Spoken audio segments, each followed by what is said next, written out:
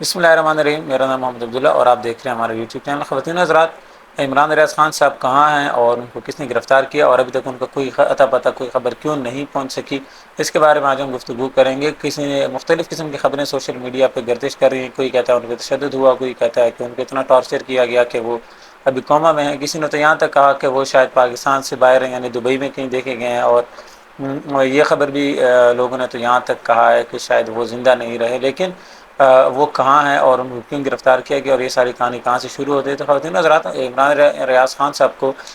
جب وہ ملک سے باہر جا رہے تھے تو ایئرپورٹ سے، سیالکوٹ ایئرپورٹ سے گرفتار کیا گیا تھا، اور وہ لبنان کی طرف اپنا سفر کا آغاز کرنے والے تھے، یعنی ان کی منزل لبنان تھی اور وہ اس طرف کو جانے کے لیے ایئرپورٹ پہنچے تھے، جب رات کے ٹائم ان کو ایئرپورٹ سے ہی واپس لا کے گرفتار کیا گیا اور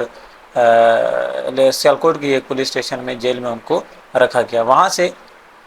ان کا عدالت میں کیس لگا، کیس لگنے کے بعد عدالت میں جب ان کو پروڈیوس کرنے کا، ان کو عدالت کے سامنے پریزنٹ کرنے کا چیف جسٹس صاحب نے، chief justice of Pakistan Lahore high court نے جب ان کو کہا کہ ان کو پیش کیا جائے، تو ان کو پہلے دن پیش نہیں کیا گیا۔ پھر آئی جی کو، ڈی پی او سیالکوٹ کو، ان کو بلایا گیا، اور ان کو بلانے کے بعد یہ بات سامنے آئی کہ وہ تو جیل سے جا چکے ہیں۔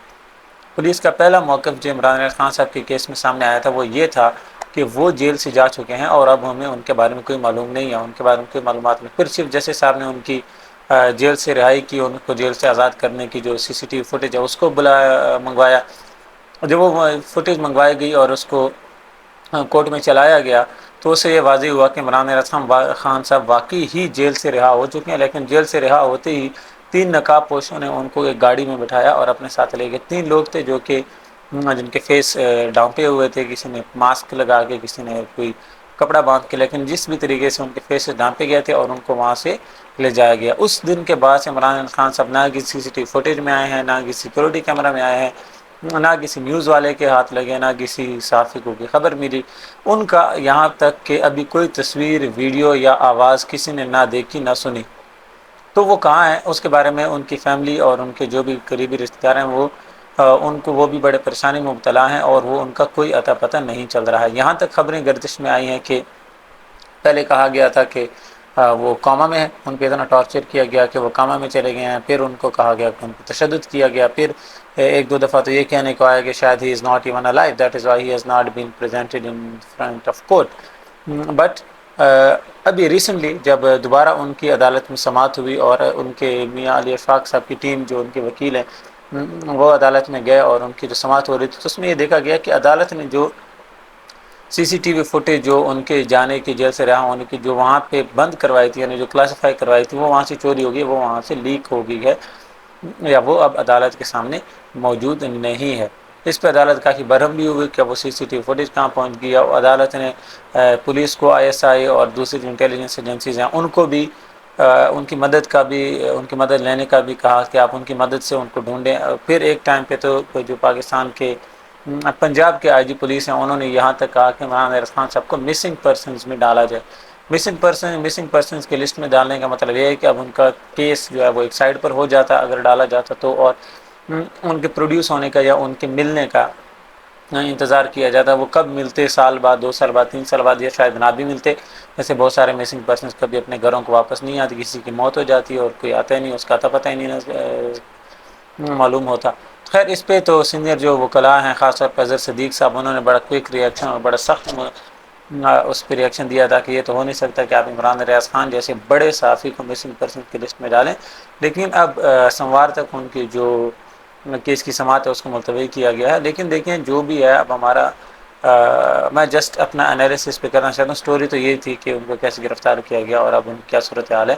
ایک چیز تو کنفرم ہے کہ عمران ریاض خان صاحب پہ شدید تشدد یا تشدد ہوا ہے، کیونکہ اس چیز کی کنفرمیشن تو خود پاکستان تحریک انصاف کے چیئرمین جو عمران خان صاحب ہیں انہوں نے اس چیز کو اپنی پریس ٹاک میں کنفرم کیا ہے کہ ان تک یہ ذرائع سے یا ان تک یہ خبریں پہنچی ہیں، ان کو یہ معلوم ہوا ہے کہ ان کو تشدد کیا گیا ہے، and he is not in the state کہ ان کو کورٹ کے سامنے پریزنٹ کیا جائے، جس کی وجہ سے ابھی تک ان کو لایا نہیں جا رہا یا ان کو پیش نہیں کیا جا رہا۔ تو یہ اگر عمران خان صاحب کی اور دوسرے جو صحافی ہیں ان کی اگر بات مانی جائے تو ان پہ کسی نہ کسی قسم کا تشدد تو ضرور ہوا ہے۔ اب وہ کس حد تک ہے، کہاں تک ان کو ٹارچر کیا گیا ہے، فزیکل، مینٹل یا کسی اور طریقے سے ان کو ہیریس کیا گیا، ان کو ٹارچر کیا گیا، اس کی شدت کیا ہے، ہاؤ سیویئر واز دیٹ، اور اب ان کی کرنٹ سچویشن کیسی ہے. لیکن خواتین حضرات، یہ وہ شخص ہے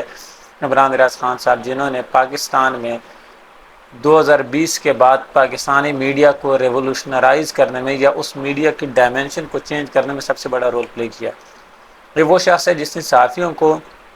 مختلف ٹی وی چینلز میں دھکے کھانے اور مختلف ٹی وی چینلز میں جا کے اور ان کے لا اینڈ آرڈر یا کسی بھی بات کو فالو نہ کرنے پہ اپنی جو نوکری ہے، جو روزگار ہے، اس سے ہاتھ دھونے سے آزاد کروایا. یہ وہ شخص ہے جس کو اپریل 2022 جب پاکستان میں رجیم چینج ہوا اس کے بعد سے کسی ٹی وی چینل پہ 6 مہینے سے زیادہ تک جاب نہیں کرنے دی گئی. ان کو ایکسپریس سے نکالا گیا، سما سے نکالا گیا، پھر انہوں نے نیو نیوز شاید جوائن کیا، اس سے بھی نکالا گیا، پھر انہوں نے بول ٹی وی جوائن کیا، پھر اس سے بھی نکال دیا گیا. لیکن یہ وہ شخص ہے جس نے اپنی جو صحافتی کیریئر ہے، جو اپنی صحافی ہونے کے ناطے جو ان کی رسپانسبلٹیز ہیں، ان کو کبھی روکا نہیں.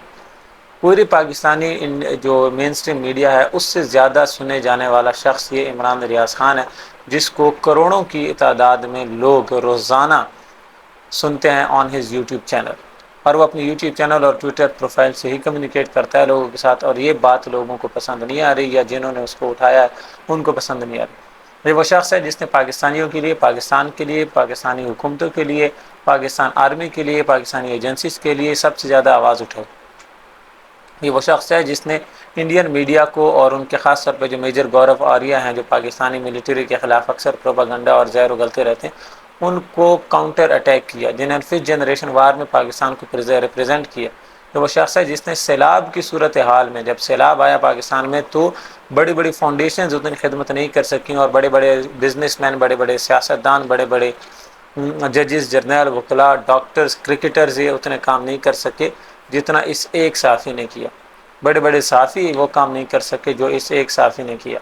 اس نے بلوچستان میں، سندھ میں، KPK میں، پنجاب میں لوگوں کو راشن پرووائڈ کیا، کپڑے پرووائڈ کیے، گھر بنا کے دیے، ٹینٹ بنا کے دیے، ٹینٹ لگائے، اور کئی مہینوں تک وہ خود فیلڈ میں جا کے کبھی پانی میں اترو، کبھی دھوپ میں کھڑے ہو، وہ سارا کچھ عمران ریاض خان صاحب نے خود کیا. لیکن اب ان کی آواز کو بند کرنے کے لیے، یا صرف اس وجہ سے کہ وہ آپ کی بات نہیں مان رہے، یا وہ حکومت کی بات نہیں سن رہے، یا وہ حکومت کی لائن کو ٹو نہیں کر رہے، اس وجہ سے ان کو اغوا کیا گیا، اور ان کی اب کوئی اپڈیٹ بھی نہیں ہے کہ وہ کہاں پر ہیں. اگر پاکستان میں صحافت کا یا لوگوں کو آواز بند کرانے کا سلسلہ ایسے ہی جاری رہا تو ہو سکتا ہے کہ آج اگر اتنا بڑا صحافی کڈنیپ ہو سکتا ہے یا وہ اغوا ہو سکتا ہے، تو کل کو ہم جیسے چھوٹے موٹے جو رپورٹرز ہیں یا جو یوٹیوبرز ہیں ان کی تو کچھ سنے گا بھی نہیں. اگر یہ ایسا رہا تو پاکستان میں فریڈم آف ایکسپریشن اور فریڈم آف سپیچ کے جو 2 بیسک ہیومن رائٹس ہیں وہ کہاں گئے؟ آزادی کہاں گئی؟ فریڈم اٹ سیلف نہیں ہے پاکستان میں. اگر اس طرح سے لوگوں کو اغوا کیا جاتا رہا تو پاکستان کس طرف جا رہا ہے، اس چیز کے بارے میں ہمیں سوچنا پڑے گا. بیکاز صحافی، لکھاری، دانشور، پوئٹس، رائٹرز یہ وہ لوگ ہوتے ہیں جو کسی ملک میں، کسی سوسائٹی میں مائنڈ سیٹ بنانے کا، لوگوں کے مائنڈ بنانے، اس کو چینج کرنے، لوگوں کو کی آئیڈیالوجی دینے کا کام کرتے ہیں. اور ان کے ساتھ ہی ہمارا اگر یہ اثر رہا، اور عمران ریاض خان جیسے بڑے صحافی کے ساتھ اگر ہم یہ کرتے رہے، تو پھر آپ سوچیں کہ پاکستان آگے اور کس حد تک جا سکتا ہے، یا پاکستان میں آگے اور کس طرح کے حالات ہمیں فیس کرنا پڑ سکتے ہیں. جس ایک وجہ سے عمران ریاض خان صاحب کو جیل میں ڈالا گیا یا قید کیا گیا یا کڈنیپ کیا گیا، وہ یہی ہے کہ وہ حکومت کی بات نہیں مانتا. وہ حکومت کے ہر جھوٹ کو سچ کے ساتھ کمپیئر کر کے فاش کر دیتا ہے. وہ ان کے پروپیگنڈاز کو نہیں مانتا، وہ ان پہ تنقید کرتا ہے. وہ لوگوں کو، یا خاص طور پہ جو موروثیت والی پالیٹکس ہے اس پہ بات کرتا ہے، وہ ڈیموکریسی کی بات کرتا ہے، وہ آزادی کی بات کرتا ہے، پاکستان کی خود مختاری کی بات کرتا ہے. اگر یہ سارے جرم ہیں تو پھر میرے خیال سے ہر وہ شخص یا ہر وہ پاکستانی جو سچ بولنا چاہتا ہے یا لکھنا چاہتا ہے یا جو پاکستان کو ریئل لائف میں سرو کرنا چاہتا ہے، پھر سب کو قید کیا جائے. جیسے کہ عمران ریاض خان صاحب کے فادر نے کہا تھا کہ قصور تو سارا میرا ہے کہ میں نے اپنے بیٹے کو سچ بولنا سکھایا، اور میں اب اس کو کیسے بولوں کہ بیٹا تم جھوٹ بولو، تم سچ نہ بولو، تو پھانسی مجھے دی جائے. یہ عمران ریاض خان صاحب کے والد صاحب نے ٹی وی پہ، میڈیا کے سامنے اور عدالت میں یہ کہا ہے کہ مجھے سزا دی جائے، مجھے پھانسی دی جائے، کیونکہ میں نے اپنے بیٹے کو سچ بولنا سکھایا. ہماری دعا ہے کہ عمران ریاض خان صاحب کل سوموار والے دن ان کی دوبارہ پیشی ہے عدالت میں، ان کو اللہ کرے کہ ان کو پیش کیا جائے اور ان کو باعزت طریقے سے اور صحت مند طریقے سے اور سیکیور طریقے سے اپنے گھر، اپنی فیملی کے پاس واپس بھیجا جائے. اللہ حافظ ناصر.